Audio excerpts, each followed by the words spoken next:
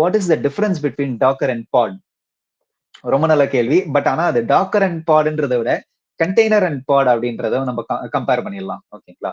So டாக்கர்ன்றது container run time engine. So அதுக்கும் பாடுக்கும் சம்மந்தமே இல்லை. பட் கண்டெய்னருக்கும் பாடுக்குமே ஒரு சம்மந்தம் இருக்கு. கண்டெய்னர் அப்படின்றது வந்து ஒரு சிங்கிள் என்டிட்டி. இப்போ யூனிட் ஆஃப் ஸ்கேல் அப்படி வருவோம், அந்த ஆஸ்பெக்ட்ல இருந்து வருவோம். யூனிட் ஆஃப் ஸ்கேல்ன்றது ஒண்ணு இருக்கு.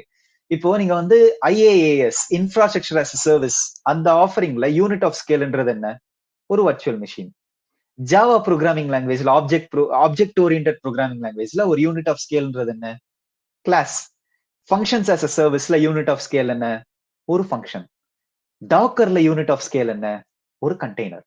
பட் பாட் அப்படின்றது வந்து பாட் ஒரு அப்டிராக்ட் வே. ஸோ ஒரு பாட் அவுட்டர் ரெக்டாங்கிள் அப்படின்னா கண்டெய்னர்ன்றது உள்ள இருக்கிறது. ஸோ பாடுக்குள்ள மல்டிபிள் கண்டெய்னர்ஸ் கூட இருக்கலாம். அதுதான் கண்டெய்னருக்கும் பாடுக்கும் உடைய ஒரு கோரிலேஷன். ஓகேங்களா? ஸோ யூனிட் ஆஃப் ஸ்கேல நல்லா படிச்சுக்கோங்க. குபர்நெட்டிஸ்ல யூனிட் ஆஃப் ஸ்கேல் ஒரு பாட், டாக்கர்ல யூனிட் ஆஃப் ஸ்கேல் ஒரு கண்டெய்னர், ஃபங்க்ஷன்ஸ் as a சர்வீஸ்ல யூனிட் ஆஃப் ஸ்கேல் ஒரு ஃபங்க்ஷன், ஆப்ஜெக்ட் ஓரியன்டட் ப்ரோக்ராமிங் லாங்குவேஜ்ல யூனிட் ஆஃப் ஸ்கேல் ஒரு கிளாஸ், இன்ஃப்ராஸ்ட்ரக்சர் as a சர்வீஸ்ல யூனிட் ஆஃப் ஸ்கேல் வந்து ஒரு வர்ச்சுவல் மிஷின்.